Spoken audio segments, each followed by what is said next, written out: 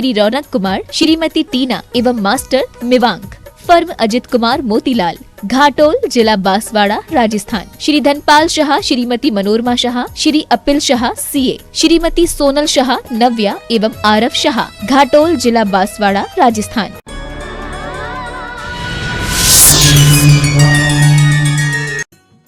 इस कार्यक्रम के पुण्यार्जक हैं श्रीमान नंद किशोर, श्रीमती शांता देवी जैन पहाड़िया, प्रमोद नीना जैन, सुनील निशा जैन पुत्र पुत्रवधू, अंकित इति जैन पौत्र पौत्रवधू, अक्षत जैन पौत्र, आद्विक जैन आन्या जैन पड़पौत्र पड़पौत्री एवं समस्त पहाड़िया परिवार। फर्म ARL इंफ्राटेक लिमिटेड, अक्षत अपार्टमेंट्स प्राइवेट लिमिटेड, जयपुर। स्वर्गीय श्री नेमचंद जैन जी की पुण्य स्मृति में श्रीमती शशिबाला जैन जी, पुत्र एवं पुत्रवधू श्री निखिल जैन जी, श्रीमती शालिनी जैन जी, पौत्री एवं पौत्र निमिषा जैन, शरण्या जैन। प्राचीन श्री अग्रवाल दिगंबर जैन, पंचायत रजिस्टर्ड धर्मपुरा।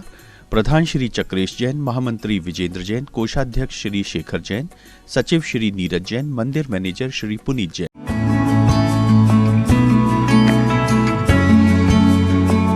नमः श्री वर्धमानाय निर्धूत कलिलात्मने सालोकानां त्रिलोकानां यद विद्या दर्पणायते।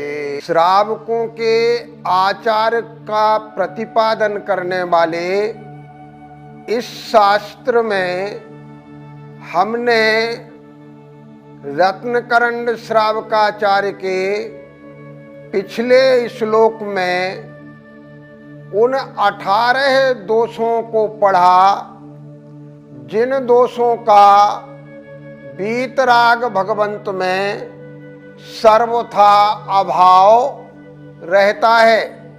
उसी के कारण वीतरागता प्रकट होती है। अब उन वीतरागी आप्त के अन्य नाम जो केवल नाम नहीं है अपितु वीतराग के गुणों को भी प्रकट करते हैं। ऐसे वीतराग के गुणों को प्रकट करने वाले उनकी नामावली का अब हम इस श्लोक में वर्णन कर रहे हैं। परमेष्ठी परम ज्योतिर, परमेष्ठी परम ज्योतिर, विरागो विमलाकृति, विरागो विमलाकृति, सर्वज्ञोनादि मध्यांतः, सर्वज्ञो नादि मध्यांतः, सार्वः शास्त्रोपलपाल्यते, सर्वः शास्त्रोपलायते। परमेष्ठी परम ज्योतिर्विरागो विमलाकृति, सर्वज्ञोनादि मध्यन्तः, सार्वः शास्त्रोपपाल्यते। परमेष्ठी परम ज्योति, विराग विमल कृति, सर्वज्ञ अनादि मध्यांत और सार्व एवं शास्ता, ये आप्त के या सच्चे देव के अन्य नामों का कथन इस श्लोक में आचार्य समंत भद्र स्वामी ने किया है, जो उनके स्वरूप को स्पष्ट करते हैं। सबसे पहला शब्द है परमेष्ठी, जो परम पद में स्थित हैं उन्हें परमेष्ठी कहते हैं। हम सब बार बार पढ़ते हैं कि परमेष्ठियों की संख्या 5 है। अरिहंत, सिद्ध, आचार्य, उपाध्याय और साधु। यहाँ बहुत सावधानी से समझें कि परम पद है क्या, क्योंकि जब तक परम पद समझ में नहीं आएगा तब तक परमेष्ठी शब्द समझ में नहीं आएगा। तो जिसकी देवेंद्र और असुरेंद्र पूजा करते हैं, देवताओं और इनके इंद्रों के द्वारा भी जो पूजित है और असुरों और उनके इंद्रों के द्वारा भी जो पूजित है, एक परम पद का ये विशेषण है। माने परम पद उसको कहेंगे जो देवों के द्वारा पूज्य है, अच्छी तरह से पूज्य है। सुरा सुरेंद्र संपूज्या, एक परमेष्ठी का विशेषण कहा गया जो देवों के द्वारा और असुरों के इंद्रों के द्वारा भी पूजित होते हैं। सदभूतार्थ प्रकाश कहा, जो पदार्थ जैसा है वो उसको वैसा ही कहते हैं, वो भी परम पद में स्थित हैं। तो एक बात आई, जो देवेंद्र और असुरेंद्रों के द्वारा पूजित हैं, जो वस्तु तत्व का यथार्थ वर्णन करते हैं। और तीसरी बात ये आई कि सर्व कर्म क्षयम कृत्वा, जिन्होंने संपूर्ण कर्मों का क्षय करके संप्राप्ता परमम पदम, परम पद को प्राप्त कर लिया है, वो परमेष्ठी है। अब सर्व कर्म क्षयम कृत्वा, ये सिद्ध परमेष्ठी के लिए है, क्योंकि उन्होंने ज्ञानावरण्य आदि 8 कर्मों का विनाश कर दिया है। इसके पहले जो विशेषण आया था सदभूतार्थ प्रकाश का, जो वस्तु जैसी है उसको वैसा ही प्रकाशित करने वाले हैं। इससे वीतरागी, सर्वज्ञ और हितोपदेशी, ऐसे आप्त का ग्रहण, तीर्थंकर भगवंतों का ग्रहण या जिन अरहंतों से हमें देशना मिलती है उनका ग्रहण हो गया। और सुरासुरेंद्र संपूज्या, जो देवताओं के इंद्रों के द्वारा भी पूजित हैं और असुरेंद्रों के द्वारा भी पूजित हैं, इसके द्वारा आचार्य, उपाध्याय और परमेष्ठी का भी ग्रहण कर लिया गया। क्योंकि सिद्ध भगवान भी उनके द्वारा पूजित हैं, तीर्थंकर भगवंत भी उनके द्वारा पूजित हैं और दिगंबर मुनि भी उनके द्वारा पूजित हैं, जो आचार्य, उपाध्याय और साधु परमेष्ठी के रूप में हमारे सामने विराजमान हैं। तो इस परम पद में स्थित होने के कारण वो 5 परमेष्ठी हैं। किंतु यहाँ परम पद जो लिया है वो किसको लिया? सदभूतार्थ प्रकाश कहा, जो यथार्थ परमार्थ स्वरूप जो वस्तु तत्व है उसको प्रकाशित करने वाले हैं। वो कौन कर सकता है? जो वीतरागी होगा, जिन्हें केवल ज्ञान की प्राप्ति हो गई है और जिनमें हितोपदेशीपना विद्यमान है। तो एक विशेषण आया परमेष्ठी। दूसरा आया परम ज्योति, परम प्रकाशमान, ज्ञान प्रकाशक है वस्तु तत्व का। नाणम पयासयम, ज्ञानम प्रकाशकम, ज्ञान प्रकाशक है। तो परम ज्योति से हमने केवल ज्ञानी का ग्रहण कर लिया। परमेष्ठी में हमने सभी का ग्रहण किया, लेकिन यहां वीतरागी, सर्वज्ञ और हितोपदेशी का ग्रहण किया। दूसरा, परम ज्योति से केवल ज्ञान के ही प्राप्ति का ग्रहण किया। तो आप्त के लक्षण में सर्वज्ञता है, इसलिए हमने परम ज्योति ये दूसरा नाम उनको दिया। फिर आया विरागो, राग रहित हो गए हैं। तो वीतरागता, जैसे पहले परम ज्योति से सर्वज्ञता आई, वैसे ही विरागा से वीतरागता का ग्रहण हो गया। इसी प्रकार से विमला, विमल कहने से जिनका मोहिनीय कर्म रूपी कलंक नष्ट हो गया है और इसके कारण जिनको वीतरागता प्राप्त हुई, और इसी के कारण जो है वह हितोपदेशी पने को प्राप्त हुए हैं। तो विमल पद के द्वारा उनका ग्रहण कर लिया। कृति का अर्थ है जो कृतकृत्य हो गए हैं। जितना जगत में करणीय था वो सब कुछ कर लिया है, और उसके बाद अब उनको कुछ भी करना शेष नहीं बचा है। इसलिए कृति शब्द का प्रयोग एक नाम उनको दिया गया। सर्वज्ञ, सर्वज्ञ भी उनका एक नाम है, क्योंकि वो तीनों लोकों में विद्यमान, तीनों कालों में विद्यमान, सभी पदार्थों की सभी पर्यायों को एक साथ जानते हैं, इसलिए सर्वज्ञ। अब एक अगला है, उसे समझने की आवश्यकता है। अनादि मध्यांतः, जिनका आदि नहीं अंत नहीं, जिसका आदि और अंत नहीं होता उसका मध्य तो होता ही नहीं है।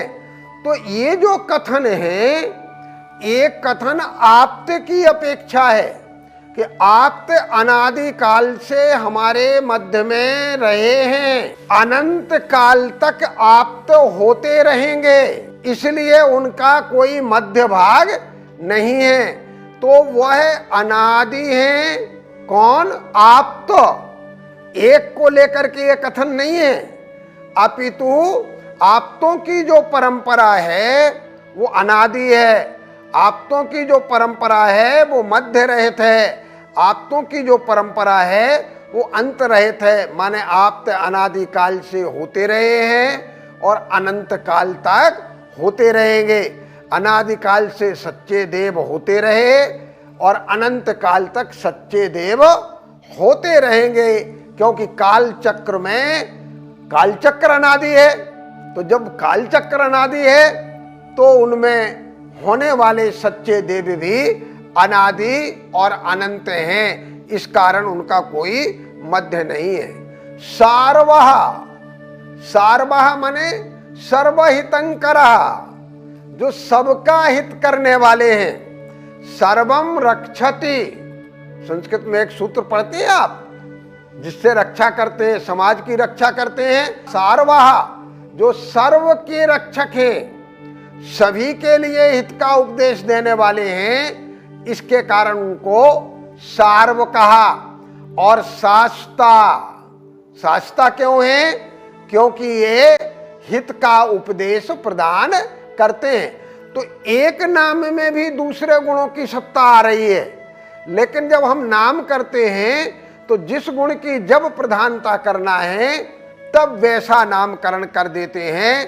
तो वो उपलाल्यते माने कथ्यते, इन इन नामों से उसको पुकारा जाता है, इन इन नामों से उन्हें कहा जाता है। तो किन किन नामों से कहा जाता है सच्चे देव को? परमेष्ठी, परम ज्योति माने केवल ज्ञानी, विरागः माने वीतराग, विमल अर्थात मोहिनी आदि कर्मों से रहित, कृति माने कृतकृत, सर्वज्ञ माने सब जानने वाले, और प्रवाह की अपेक्षा, परंपरा की अपेक्षा आदि मंत अंत, मध्य और अंत से रहित तथा सबके कल्याणकारी शास्ता आदि नामों से उनको कहा जाता है। भैया जी, आप तो भगवान को इतने ही नामों से जाना जाता है या अन्य नाम भी है? यहाँ जो जिज्ञासा प्रकट की कि आप्त को परमेष्ठी आदि जो नाम इस श्लोक में बताए गए उन्हीं नामों से जाना जाता है, या आप्त के अन्य भी नाम हैं। आप प्रतिदिन भगवान के 1008 नामों का स्मरण करते हैं। तो जब जिन गुणों को कहने की हमारी अपेक्षा होती है, हम उन गुणों का विशेष रूप से वर्णन करते हैं। प्राधान्येन ही व्यपदेशा भवन्ति, व्यपदेश माने कथन या नामकरण, ये प्रधानता के आधार पर होते हैं। तो हमें यहाँ वीतरागिता, सर्वज्ञता और हितोपदेशीपना जो आप्त के लक्षण कहे गए हैं, उन लक्षणों के आधार पर इन नामों को कहा गया है। लेकिन तीर्थंकर भगवंतों को या सच्चे देवों को 1008 नामों से कहा जा सकता है। इसलिए उनके नाम अनेक हैं। कुछ नाम उनमें से जो आवश्यक थे वो यहाँ गिनाए गए हैं। भैया जी, यहाँ पर शास्ता शब्द से क्या तात्पर्य है? आपने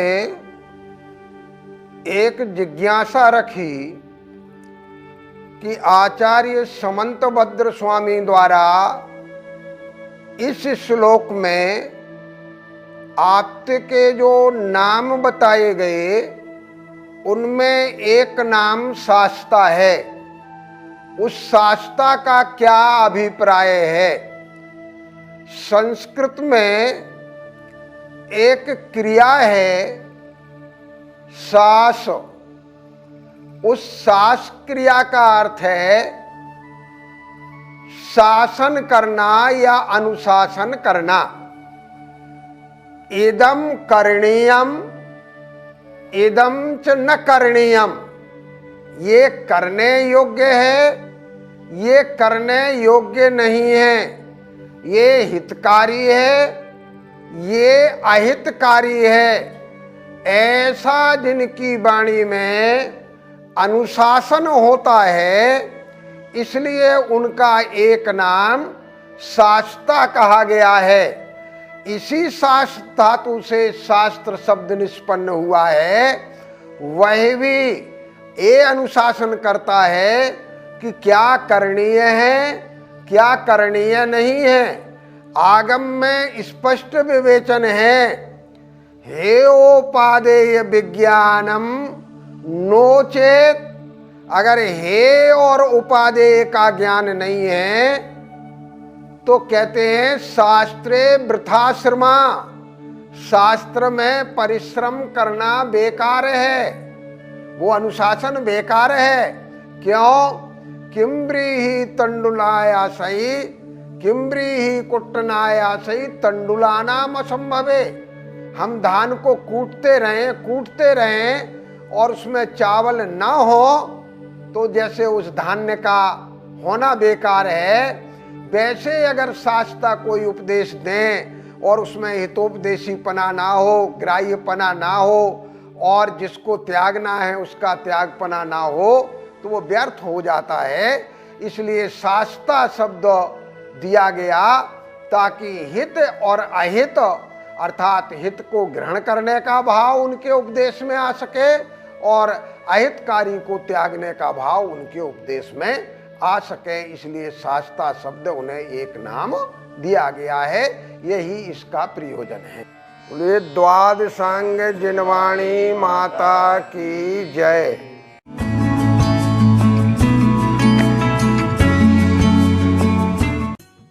इस कार्यक्रम के पुण्यार्जक थे श्रीमान नंदकिशोर, श्रीमती शांता देवी जैन पहाड़िया, प्रमोद नीना जैन, सुनील निशा जैन पुत्र पुत्रवधू, अंकित इति जैन पौत्र पौत्रवधू, अक्षत जैन पौत्र, आद्विक जैन आन्या जैन पड़पौत्र पड़पौत्री एवं समस्त पहाड़िया परिवार। फर्म ARL इंफ्राटेक लिमिटेड, अक्षत अपार्टमेंट्स प्राइवेट लिमिटेड, जयपुर। स्वर्गीय श्री नेमचंद जैन जी के पुण्य स्मृति में श्रीमती शशिबाला जैन जी, पुत्र एवं पुत्रवधू श्री निखिल जैन जी, श्रीमती शालिनी जैन जी, पौत्री एवं पौत्र निमिषा जैन, शरण्या जैन। प्राचीन श्री अग्रवाल दिगंबर जैन पंचायत रजिस्टर्ड धर्मपुरा, प्रधान श्री चक्रेश जैन, महामंत्री विजेंद्र जैन, कोषाध्यक्ष श्री शेखर जैन, सचिव श्री नीरज जैन,